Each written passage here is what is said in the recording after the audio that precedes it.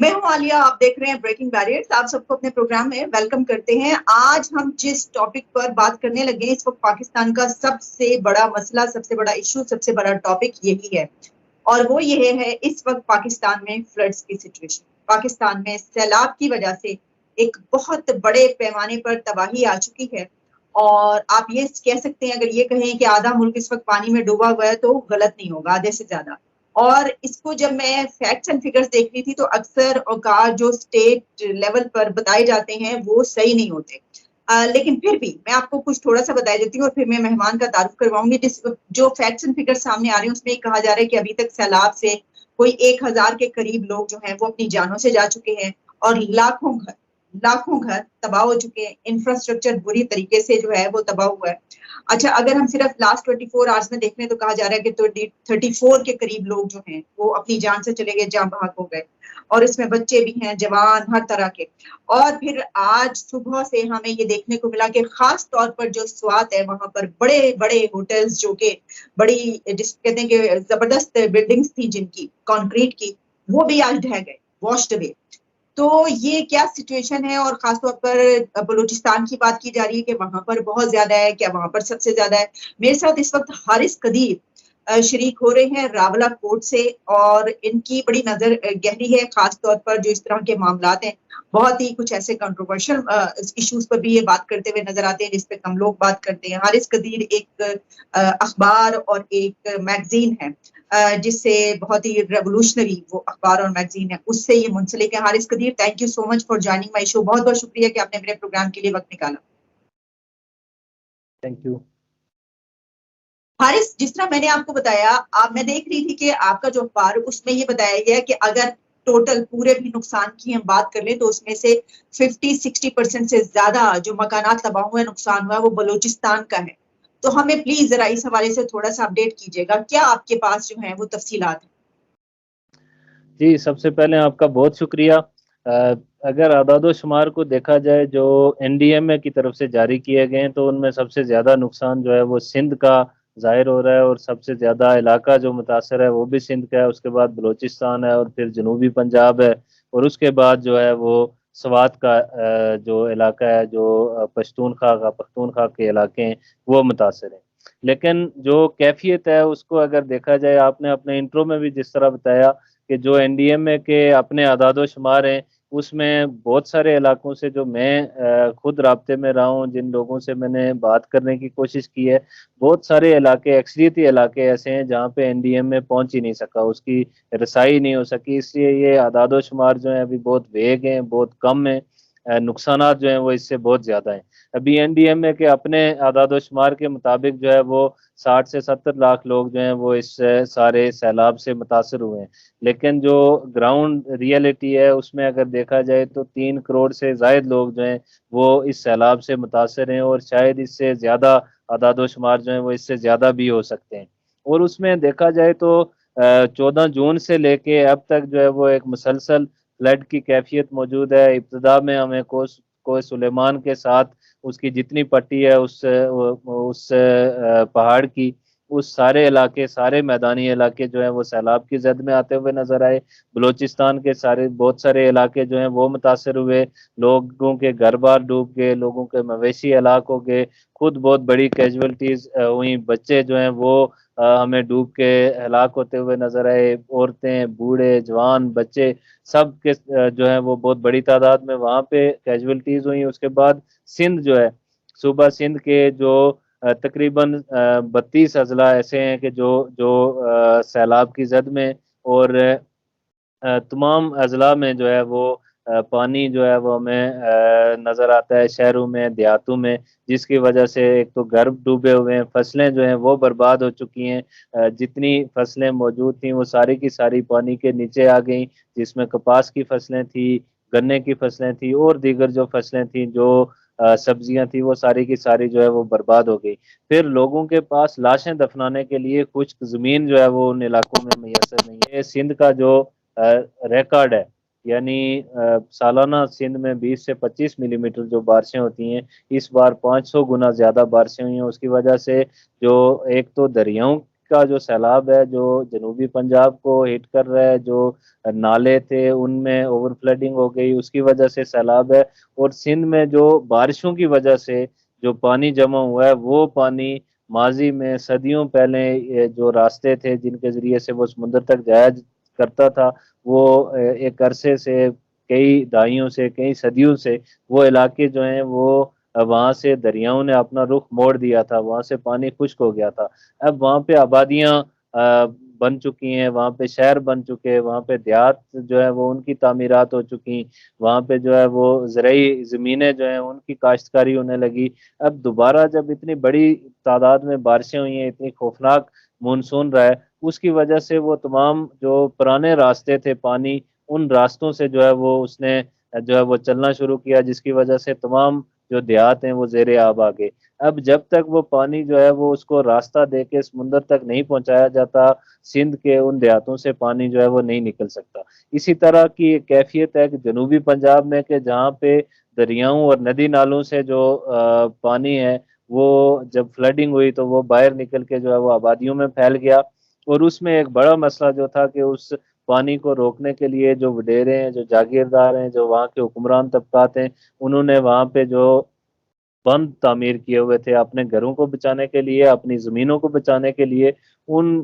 بندوں کی وجہ سے جو ہے وہ پانی اپنا راستہ جو ہے وہ بنانے کی بجائے جو نشیبی علاقے تھے، جو غریب بستیاں تھیں، ان میں جو ہے وہ داخل ہو گیا۔ لیکن اب جو سیلاب کی صورتحال ہے اس میں راجن پور ہو، فاضل پور ہو، باتیں زیادہ سامنے آ رہی ہیں کہ جو وڈیرے ہیں، جو لینڈ لارڈز ہیں، انہوں نے یہ کیا ہے کہ جب انہوں نے یہ دیکھا کہ ان کی زمینیں جو ہیں وہ تو سیلاب کی زد میں آ رہی ہیں، تو انہوں نے پھر اس کا رخ موڑ دیا، اس کو اپنی زمینوں کی طرف نہیں آنے دیا، اور وہ بستیوں کی طرف جہاں پہ لوگ رہتے تھے، رہائش تھی، اس طرف شہروں کی طرف موڑ دیا۔ اور آپ تو جانتے ہیں کہ پاکستان میں تو اس طرح کے علاقوں میں لینڈ لارڈز کا ہی چلتے ہیں، اس کے سامنے کون غریب کھڑا ہو سکتا ہے؟ کیا یہ بات صحیح ہے کہ یہ کیا گیا اور اس کو روکنے والا کوئی نہیں تھا، ان کو منع کرنے والا؟ صرف یہ ایک مسئلہ نہیں ہے جس کی طرف میں نے بھی اشارہ کیا ہے پہلے، سندھ میں جو وڈیرے ہیں، جو جاگیردار ہیں، تقریباً انڈسکریمنیٹری اس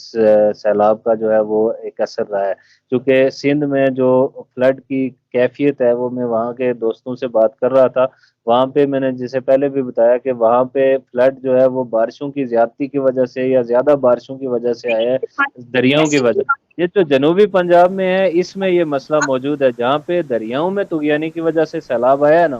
وہاں پہ دریاؤں کے راستے جو ہے وہ روک کے یا اپنی زمینوں پہ بند باندھ کے وڈیروں اور جاگیرداروں نے اس طرح کی کیفیت کی ہوئی ہے، اور یہ ایک بڑی تعداد جو ہے وہ جنوبی پنجاب کے جو اضلاع ہے وہاں پہ ایسی ہے کہ جہاں پہ جاگیرداروں کی یا وڈیروں کی جو اپنی زمینیں اور اپنے جو مکانات ہیں، اپنی حویلیاں بچانے کے لیے جو پیچھے نا مجھے پنجاب کی طرف سے یہ والی خبریں آئیں، اور اس میں یہ کہا بالکل گیا کہ جو مزاری ہیں، لغاری مزاری یہ سب جو ہیں وہاں پہ، جن کے بہت انفلوئنشل ہے وہاں پر، تو انہوں نے یہ کیا کہ اپنی زمینیں بچانے کے لیے شہر کے شہر روڑ دیے۔ تو میرا بالکل بھائی، ایسا ہے، بالکل ایسا ہی ہے۔ کیا ان کو دیکھنے والا کوئی نہیں تھا؟ اور ابھی بھی کسی نے ان سے نہیں پوچھا کہ تم لوگوں نے کیا کیا؟ ابھی تو چونکہ کیفیت اس طرح کی ہو گئی ہے کہ اس وقت چونکہ فلڈ جو ہے وہ نالوں میں طغیانی تھی، دریاؤں میں طغیانی تھی، اس کی وجہ سے پانی جو ہے وہ باہر آ رہا تھا اور اس کو جو ہے وہ بندوں کی وجہ سے مسائل پیدا ہوئے۔ لیکن ابھی فلڈ کو اتنی بڑی تعداد میں پانی جو ہے وہ جمع ہو چکا ہے کہ اس میں ابھی ان سے پوچھنے کی بجائے سب سے پہلے جو ہے وہ میرے خیال میں ریسکیو آپریشن جو ہے وہ ضروری ہے، جس کے حوالے سے ابھی تک اقدامات نہیں کیے جا رہے۔ مثلاً آج کوہستان میں جس طرح سے وہ 4 نوجوان 4 گھنٹے تک ایک بڑی چٹان تھی، اس نالے کے درمیان میں پھنسے ہوئے تھے، اس چٹان پہ 4 گھنٹے تک ان کو ریسکیو کرنے کے لیے مقامی آبادیاں کوشش کرتی رہیں، لیکن وہ کوئی ایک ہیلی کاپٹر اگر پہنچ جاتا وہ 4 زندگیاں بچ سکتی تھیں۔ اسی طرح بے شمار ایسی جگہ ہیں جہاں پہ لوگ ملبے تلے دب چکے ہیں، لوگ جو ہے وہ پانی میں ڈوب گئے، ان کو ریسکیو کرنے کے لیے، یا ایسی جگہ ہیں جہاں پہ لوگ پھنسے ہوئے ہیں، ان کو کہیں خشک زمین پہ پہنچانا ضروری ہے، ان کو ریسکیو کرنا ضروری ہے۔ اس طرح کے جو اقدامات ہیں فوری نوعیت کے وہ کیے جانے ضروری ہیں، اور پھر اس کے بعد حکومت کی یہ ذمہ داری ہے بالکل کہ جن جن علاقوں میں بندوں کے ذریعے سے پانی کا راستہ روکا گیا ہے وہاں سے بند توڑے جائیں، پانی کو جو ہے وہ پانی کو کی نکاسی کا بندوبست جو ہے وہ کیا جائے۔ اسی طرح جو دیہی سندھ ہے اس میں جو ہے وہ پانی کے جو پرانے قدرتی راستے ہیں ان کو بحال کرنے کی کوشش کی جائے تاکہ پانی جو ہے وہ سمندر تک پہنچ سکے، اور اس طرح سے پھر یہ پانی خشک ہو سکتا ہے، ورنہ یہ جو کیفیت ہے ابھی تو بربادی ہو گئی ہے، لیکن یہ آئندہ 6 سے 8 مہینے تک یہ پانی ان زمینوں پہ، ان علاقوں میں، ان شہروں اور بستیوں میں کھڑا رہے گا، جس سے 6 سے 8 مہینے تک یہ آبادیاں اپنے دیہاتوں میں واپس جا کے بس نہیں سکتی۔ ٹھیک، اچھا یہ بھی بتائیے گا کہ یہ جو ہم نے دیکھا اس میں ہمیشہ ہر سال ایسے ہی ہوتا ہے، یعنی ہر کچھ سال کے بعد ہم دیکھتے ہیں کہ اس طرح کے سیلاب آتا ہے، اس دفعہ تو زیادہ کیونکہ بڑے لیول پر آیا، بہت زیادہ تباہی ہوئی، لیکن کیا وجہ، آپ کیا سمجھتے ہیں کہ اس کے لیے کوئی پرماننٹ اس کا کوئی سولوشن کیوں نہیں کیا گیا آج تک؟ ہمیشہ ہر سال یہ ہوتا ہے اور پھر اس وقت بھاگتے ہیں جب نقصان بہت زیادہ ہو جاتا ہے، اس وقت تک تو پھر کچھ نہیں کیا جا سکتا نا آنے کے بعد۔ آپ کے خیال میں ایسا کیوں ہے کہ کیوں حکومت ایسا کوئی کام نہیں کرتی کہ بھائی نیکسٹ ٹائم ایسا نہ ہو؟ کوئی اس کا سولوشن ہے یا نہیں ہے؟ پہلی بات تو یہ ہے کہ سیلاب چونکہ 2010 کے بعد اس بار آیا ہے، لیکن اس کی پریڈکشنز کی جا رہی تھی، اور جو موسمیاتی تبدیلیاں ہیں ان کے جو اثرات ہیں ان کی وجہ سے آئندہ آنے والے سالوں میں اس سے کئی گنا زیادہ بڑے سیلاب جو ہیں وہ آنے کا خطرہ ہے۔ اس وقت جو سیلاب ہے اس کو پاکستان کی تاریخ کا سب سے بڑا سیلاب کہا جاتا ہے۔ ماضی کے تمام ریکارڈ، جو 1919 کا کوئی بڑا سیلاب تھا اس کے ریکارڈ بھی ٹوٹ چکے ہیں۔ جو بات آپ کر رہی ہیں وہ اس میں جو حکمران طبقات ہیں، جو ریاست ہے وہ بری طرح سے ناکام ہوئی ہے۔ اس کی سب سے بڑی وجہ یہ ہے کہ جو پرانے راستے تھے قدرتی پانی کے، ان کو جو ہے وہ ڈسٹرب کیا گیا، ان کی جگہ پہ تعمیرات کی گئیں، ان پہ تجاوزات کی گئیں، ان پہ جو ہے وہ زمینیں جو ہیں وہ ان کو آباد کرنے کی کوشش کی گئی اور ان پہ قبضہ گیری کی گئی۔ اور دوسرا جو کام ہے کہ یہ تمام تر چیزیں جو ہیں وہ حکمران طبقات نے اپنے مفادات کے لیے، اپنے مقاصد کے لیے کیا، اور بے ہنگم جو آباد کاری ہے، بے ہنگم جو تعمیرات ہیں، بے ہنگم جو شہروں کی آباد کاری ہے، اس کی بنیاد پہ یعنی کوئی ایک جو بندوبست ہے، ایک جو منصوبہ بندی ہے، پلاننگ ہے کسی ایک شہر کی، کسی ایک آبادی کی، کسی ایک ٹاؤن کی، وہ نہیں کی جا سکی۔ تو یہ ہیلی کاپٹرز جو ہیں ان کے ذریعے سے لوگوں کو ریسکیو کیا جاتا ہے اگر، تو آج کوہستان کے ان 4 نوجوانوں کی زندگی بچائی جا سکتی تھی، اور بے شمار ایسے لوگ ہیں جن کی زندگیاں بچائی جا سکتی تھی،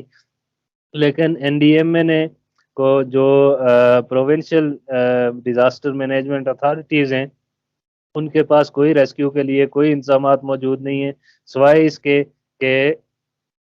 نیسلے سے جو پانی ہے، پینے کا صاف پانی ہے، وہ امداد میں لے کے وہ تقسیم کیا گیا ہے۔ کچھ ٹینٹ تقسیم کیے گئے ہیں جن کی تعداد بہت کم ہے، لیکن جو آبادیوں کو ریسکیو کرنے کا انتظام ہے وہ نہیں کیا گیا، جس کی وجہ سے جو ہے وہ آج ابھی بھی بہت سارے لوگ پھنسے ہوئے ہیں۔ اور ابھی جو ریلے جن کا آپ تذکرہ کر رہی تھی کہ سوات سے آ رہے ہیں، دریائے کابل میں، دریائے سوات میں، انہوں نے ابھی میدانی علاقوں میں آنا ہے، اور اس کے بعد جو تباہی ہے اس سے کئی گنا بڑھ جائے گی، اور اس کے لیے ریسکیو کا کوئی انتظام نہیں کیا جا رہا۔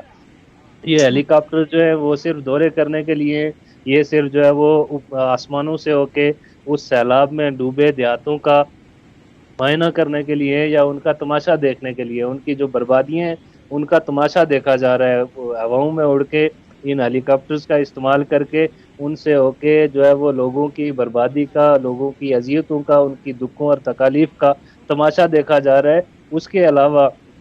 لوگوں کو امداد فراہم کرنے کا، ان کو ریسکیو کرنے کا کوئی اقدام ابھی تک نہیں کیا گیا۔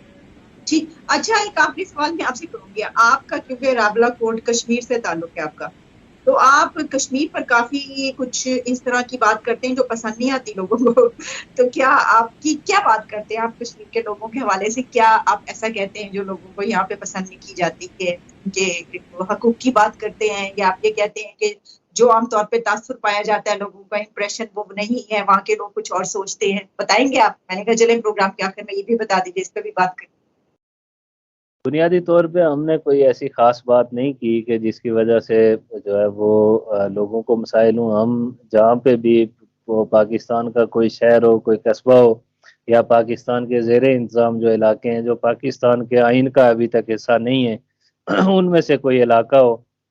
اس کے بنیادی جو عوامی مسائل ہیں، جو اس خطے میں بسنے والے نوجوان ہیں، جو خواتین ہیں، جو مرد و زن ہیں، ان کو درپیش جو بنیادی مسائل ہیں، وہ ہیلتھ ایشوز ہوں، وہ ایجوکیشن کے ایشوز ہوں، وہ انفراسٹرکچر کے ایشوز ہوں، یا پھر آئینی، سیاسی اور جمہوری آزادیوں پہ قدغنوں کے حوالے سے جو ایشوز ہیں، ان کو ہی ہم جو ہے وہ اجاگر کرتے ہیں, ان پہ بات کرتے ہیں, اور یہی کوشش ہے کہ ایک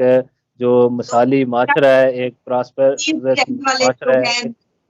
آپ کے جی, نزدیک, آپ کا تعلق وہاں سے, کیا مسائل, کیا بنیادی مسائل بنیادی کیا؟ ایک مسئلہ تو ہے نہیں, بنیادی طور پہ اس خطے کے بے شمار مسائل ہیں. سب سے پہلا مسئلہ اس کا یہ ہے کہ یہ کالونیل سیٹ اپ کے ذریعے سے اس کو چلایا جاتا ہے. اس خطے کے لوگوں کو آئینی, سیاسی اور جمہوری جو حقوق ہیں وہ جو کسی بھی ایک آزاد شہری کو دنیا بھر میں مسلمان جو چارٹر ہے ہیومن رائٹس کا, اس کے تحت حاصل ہوتے ہیں, وہ اس خطے کے لوگوں کو حاصل نہیں ہے. ابھی تک اس خطے کے لوگ جو ہیں وہ ڈسپیوٹڈ ٹیریٹری کے نام سے جانے جاتے ہیں. وہ کسی ملک, کسی ریاست, کسی جگہ کے آئینی سیاسی باشندے نہیں ہیں. دوسرا بڑا مسئلہ یہ ہے کہ اس خطے کے اندر سے جو جنریٹ ہونے والا ریونیو ہے, اس ریونیو کا استعمال جو ہے وہ اس خطے کے لوگوں پہ نہیں کیا جاتا. تیسرا بڑا مسئلہ یہ ہے کہ اس خطے میں پیدا ہونے والی جو 3500 میگا واٹ سے زائد بجلی ہے, اس بجلی سے 350 میگا واٹ یہاں کی مقامی ضرورت ہے, وہ بھی اس خطے کے لوگوں کو نہیں ملتی, اور کئی کئی گھنٹے لوڈ شیڈنگ ہوتی ہے. خطے کے لوگوں کو 42 سے 45 روپے پر یونٹ ٹیکسز شامل کر کے اس پہ جو ہے وہ لوگوں کو دی جاتی ہے. اسی طرح پھر صحت کے ایشوز, سہولیات جو ہیں وہ اس کی کیفیت یہ ہے کہ ایک چھوٹی سی بیماری پہ بھی راولپنڈی, اسلام آباد جانا پڑتا ہے. اس خطے میں صحت کی سہولیات میسر نہیں ہے. اسی طرح ایجوکیشن کی سہولیات میسر نہیں ہے. آج جس ضلع میں رہ رہا ہوں, راولہ کوٹ ڈسٹرکٹ ہیڈ کوارٹر ہے اس کا, اس پورے ڈویژن کو راولپنڈی, اسلام آباد سے جہاں منڈی ہے اس سے ملانے والی جو مرکزی شاہراہ ہے, وہ ساری سیلاب کی وجہ سے, لینڈ سلائڈنگ کی وجہ سے دریا برد ہو چکی ہے. یہاں سے 104 کلومیٹر کا فاصلہ ہے اسلام آباد کا, لیکن وہ 104 کلومیٹر کا فاصلہ طے کرنے کے لیے 7 سے 8 گھنٹے جو ہے وہ گاڑی میں سفر کرنا پڑتا ہے. انتہائی جو